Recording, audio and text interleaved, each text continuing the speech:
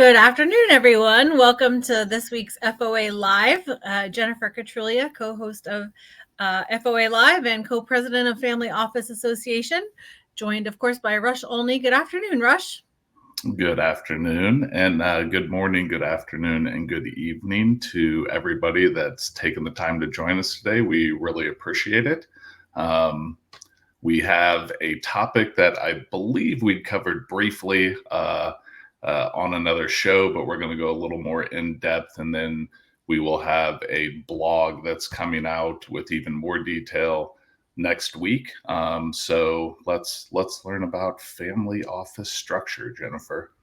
Awesome. Well, Rush, thank you very much. And as we do each week, we're going to start with a little bit of housekeeping, and then we'll jump into especially as we announced a couple of weeks ago, launching the On the Rise part of the FOA community, which is meant for those of you who are accumulating wealth or who've gone through some exits, whether you're an athlete who's again managing increasing amounts of wealth, whatever your story is, where you are on the path to becoming or considering becoming a family office or equivalent.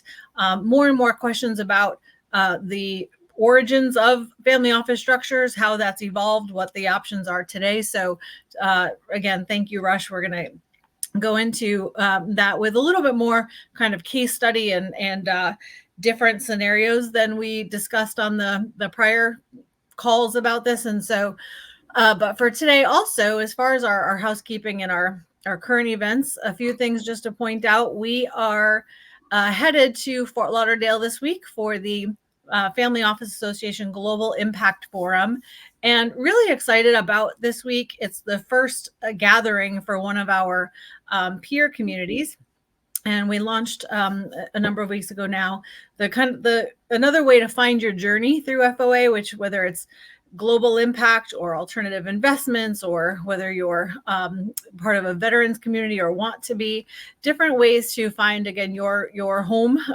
within your home of FOA, and connect with people who have like-kind interests.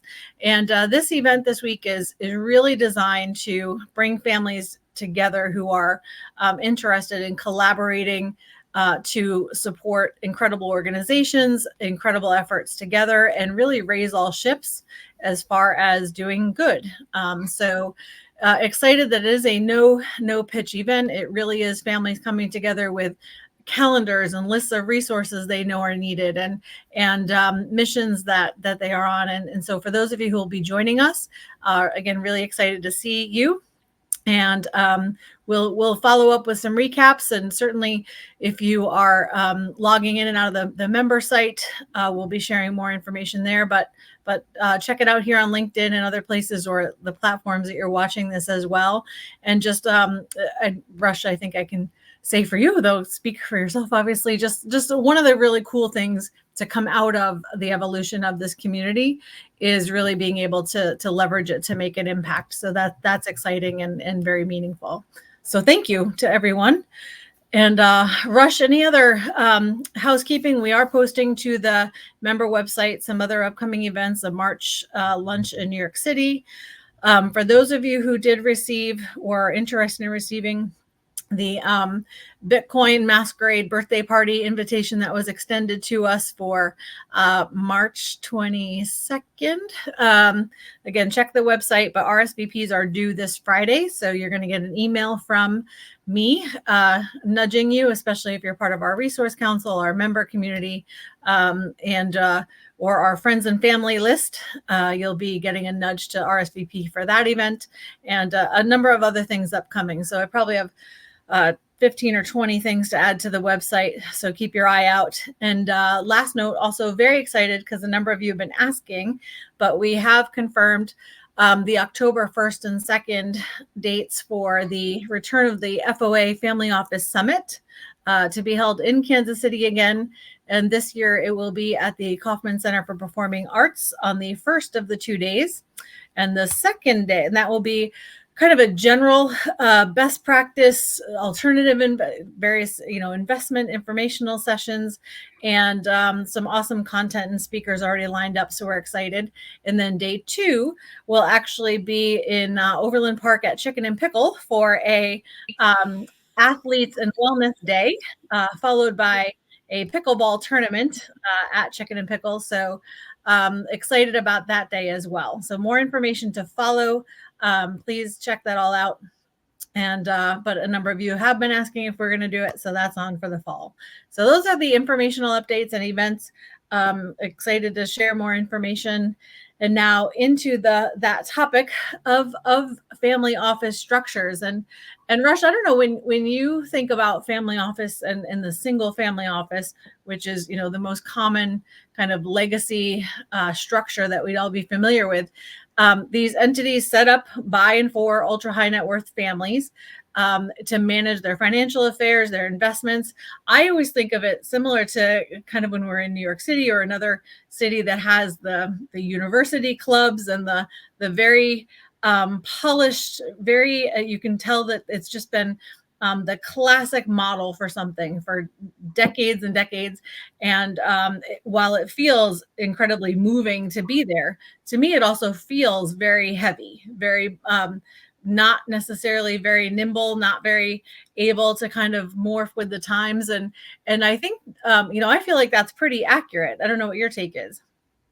Yeah, it's very, I guess, what you would think of, and respectfully, of sort of a 1920s to 1940s film where it's everything's very polished, lots of mahogany, lots of books. But as far as functionality goes, for what today's families typically look like, it probably leaves some holes in it, with how mobile everybody is, both head of household as well as children, and even people that are members of the family office that have been hired out. So it's I guess a changing of the guard, so to speak, with how virtual everything has been going, which is one of the structures that we'll touch on later. So awesome, and thank you, Rush. And so by the way, obviously we're incredibly we're stereotyping in terms of our vision of this, or but I do think when you consider that single family office structure, obviously the most complex and heavily structured format that we're going to talk about today, hiring a complete internal staff, structuring for the service of a family, and needing to build out. When you consider this, the legacy structure for the single family office would have your chief investment officer, your CIO, as well as a managing team, an accounting team, and really a full range of staff. And at the initial formation of these single family offices, that afforded not only the range of skills needed, but also important things such as internal control, redundancy if there was an exit or change of staff. And so there were some benefits too to having a number of team members and building out a full team within a single family office. One of the things that's been interesting to see over time is as teams have morphed, as people's views about hiring and compensation and quite frankly, the expense of maintaining a single family office has evolved. You suddenly have a situation where the budget kind of takes priority in a lot of cases, and suddenly you see things streamlined a bit. And that also can mean that a person is suddenly wearing a number of hats in the family office, and that can create some risks, again, in terms of the range of staff available, the internal controls, because if the family leaders are not in the office every day, you now have very few eyes kind of running and managing money and controls internally. So those are some things that when we think about family office structure now, that single family office, in spite of the pros of being able to serve a family directly and pay attention to the needs of one family, now may not have all of the benefits that it once did. And Rosh is smiling because he worked really hard on a script that I've already totally well, gone. no, I actually wanted to jump in and throw myself to the wolves, because Jennifer stayed on script very well and passed it over to me, and I meandered. So and to Jennifer's points, another point why I think single family offices have been so so popular, and is the most popular structure, is that it gives each family the ability to customize and to put the controls in and really address the needs and value system of the family, which is vitally important, especially if you're looking at structuring a model and structuring a business for legacy and for future generations. And so that customizable piece has always been very beneficial and very attractive in considering what structure to use when putting your family office together and setting it up. So, for those of you, thank you, Rush, who have been discussing with me, I know at a recent networking event we had a family office gathering, and whether it's through email, a number of you reach out to us through these shows every week. Thank you very much. If you are thinking about establishing a single family office, first of all, you obviously want to meet with your advisors, your attorney, your accountants, others, and get guidance about the tax planning, tax benefits in your situation, and certainly analyze that very carefully.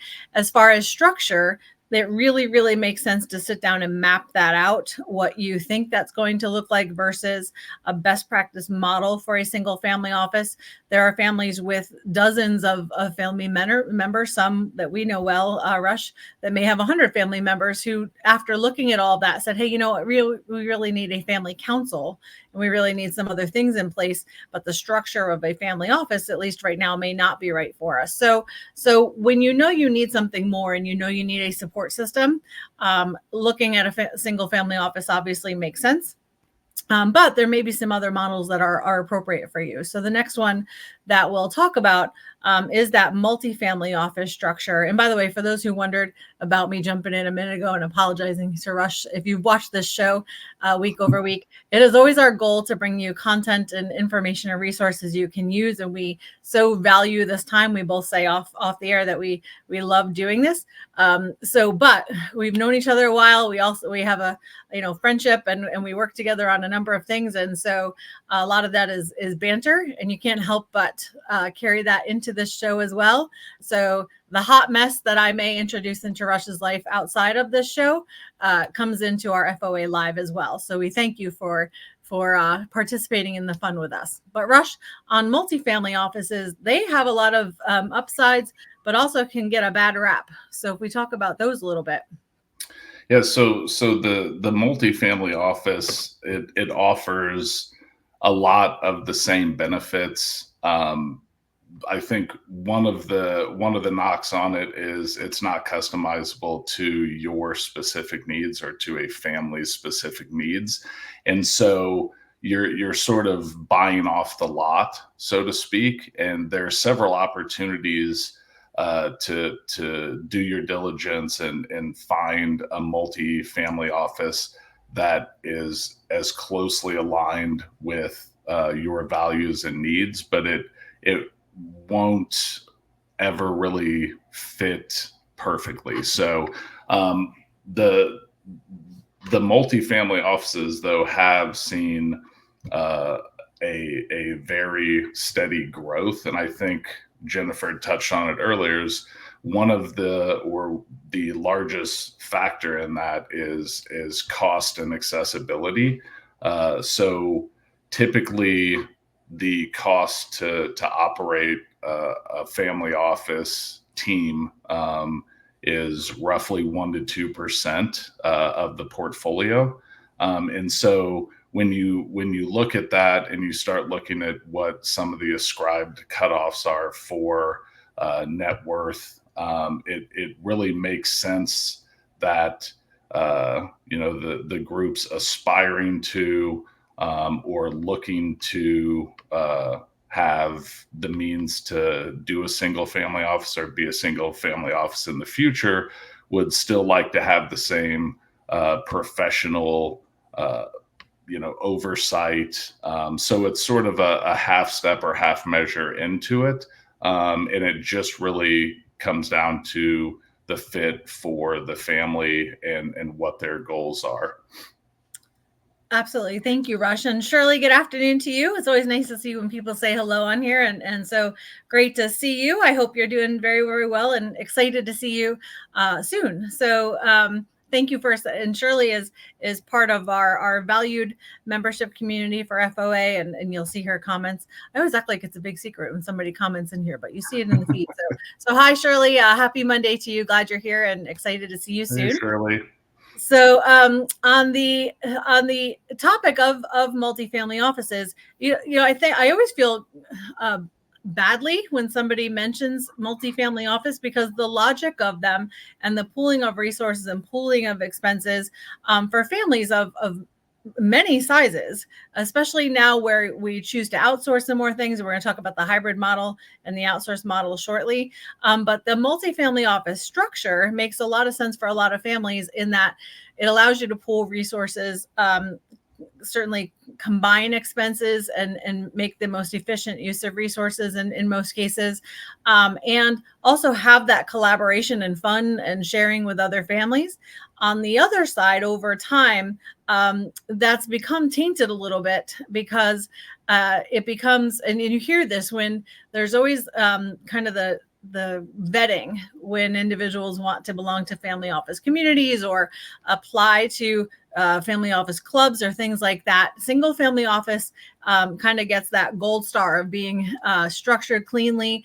It implies at least certain levels of wealth under management and a certain structure and expectations. Whereas multifamily office, it comes with that little bit of skepticism about whether it is in fact a family office, whether it's functioning as a family office, or you've had an increasing number of companies, in fact, with affluent individuals come together and form multifamily offices because it seems to kind of get in that door a little bit for those looking to network and mingle with other families. And so it's unfortunate, actually. It's a shame that I'm going to call it a loophole, but has kind of been leveraged in a way that draws that suspicion. But certainly we meet many multifamily offices where they certainly are incredible families who are a part of them. And I think it's also, if you are a family office and part of a multifamily office, making sure that you are still the individuals out there, especially when you're looking to foster multi-generational knowledge and sharing and transition, that you don't end up being clouded behind the team of representatives and still get access to the frontline resources being made available to the families through these communities.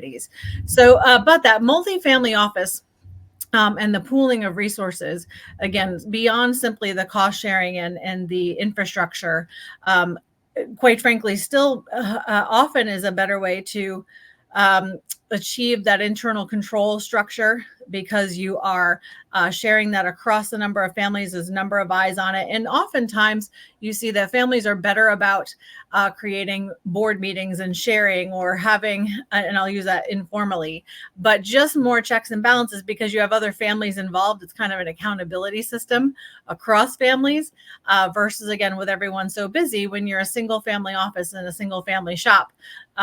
Some of that governance can, in limited cases, kind of fall by the wayside. So again, something just that we watch families consider, and we see this every day. So it's kind of top of mind all the time, because we want to provide support and kind of these reminders for you as we're working with you. So that brings us to the discussion about, kind of closing out of the family office topic and that hybrid model, which is where things start to get a little bit murky. So Rush, thoughts?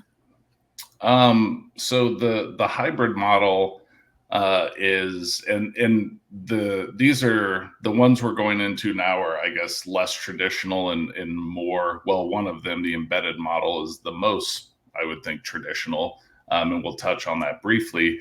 The hybrid model is again, it's set up very much like a multifamily office, but you can have more personalization with it, and you are allotted more expertise and more resources for each for each family. And so think of it as a multi-family office with, you know, a consigliere or somebody that is really focused and dedicated specifically to you in helping leverage the multi-family office.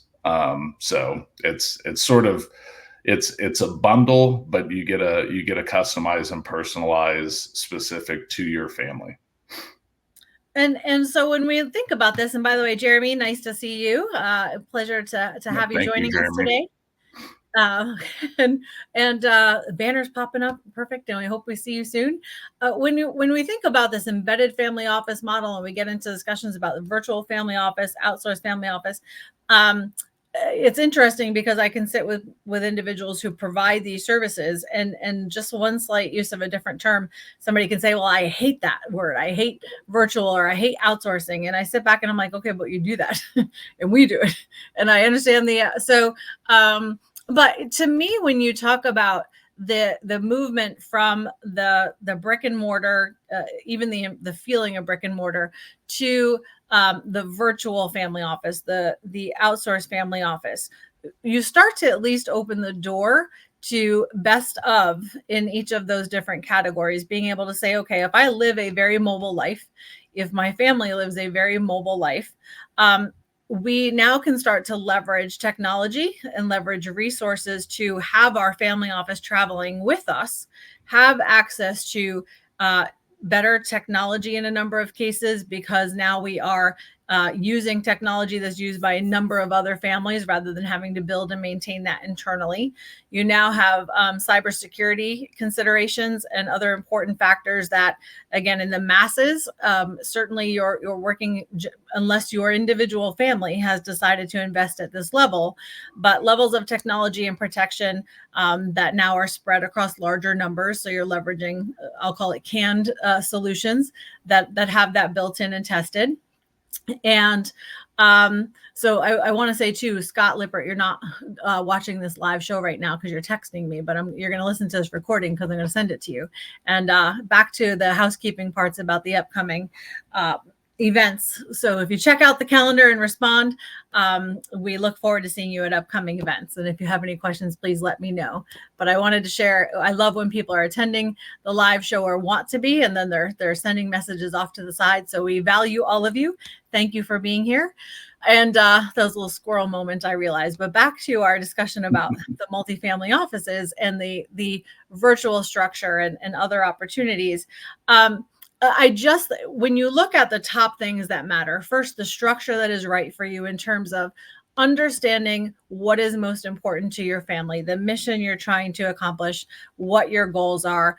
Do you have those documented? And if it is a very, I'll call it traditional family office structure, where you know you're going to be largely based in a place that makes it conducive to work in an office, and you are going to have an internal team that you're going to be interfacing with, and you're going to be meeting there as a family, and you're going to be working as a family and making your decisions there.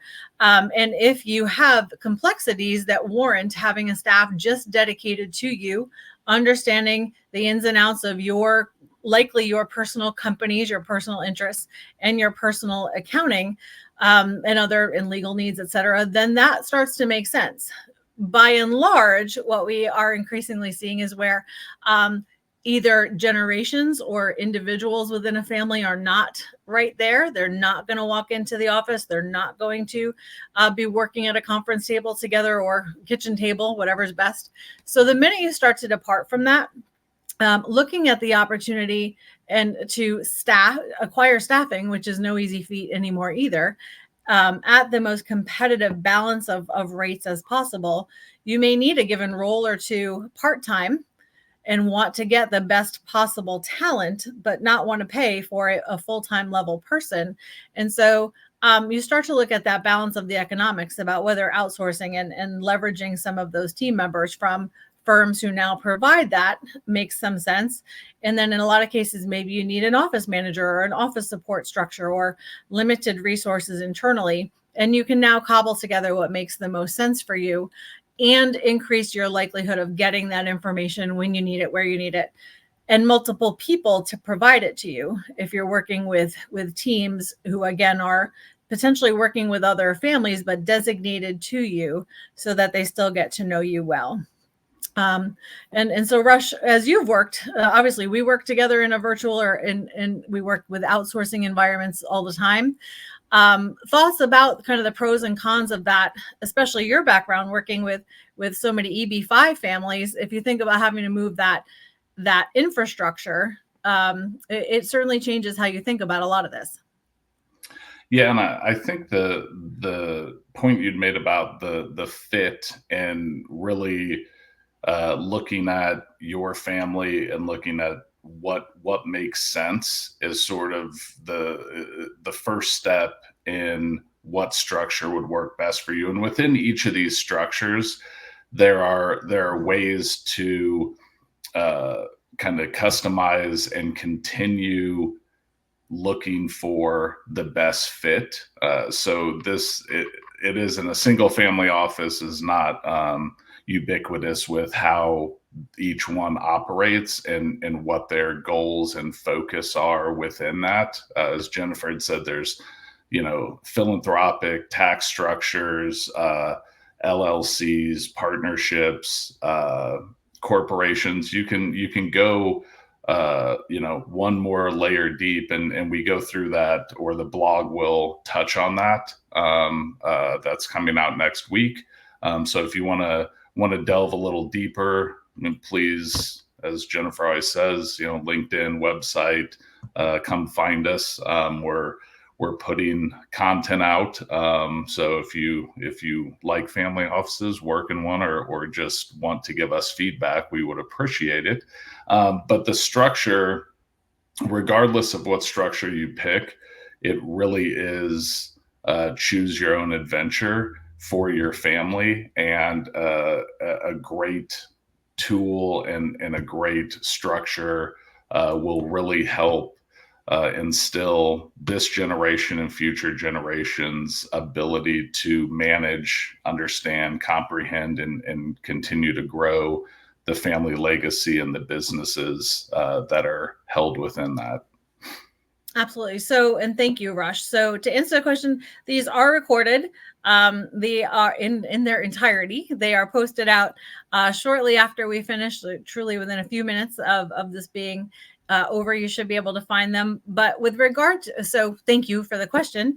And I'm going to say, Lucas, I was prepared, holding back on pronouncing that. Please tell me if I just butchered it, and we'll get it right. With a last name like Katrulya, I never, it happens. So, but I hope I said that correctly. Otherwise, please let me know and we'll share it. So happy to share this with you. In terms of working on this together, part of our goal is always as a community to focus on how we continue the journey together and make this very collaborative. So we mentioned on the last show that over this next 6 months, leading up to our fall summit, we're actually working through a lot of these things together. So if you are logging into the member website, you'll have workbooks you can actually participate in.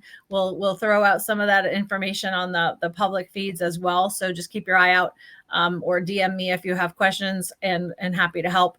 But what we want to do is if you are currently a family office, if you are pondering forming one, if you are transitioning to your next generation, really taking a fresh look at what family office structure, if you go back to basic best practices of financial awareness, of passing on the family vision from one generation to the next, of maximizing internal controls, making sure that you are aligning your preserving your legacy with what helps you optimize your family office structure today, and then what's going to allow you to meet whatever goals you have as far as making an impact and being mobile and being able to pass this on to future generations with continued leveraging of technology and reality about the world we're living in from a security standpoint. We want to make sure we work on that with you. So for the next 6 months, we'll be working on updating those models so that they're in line with what is right for your family.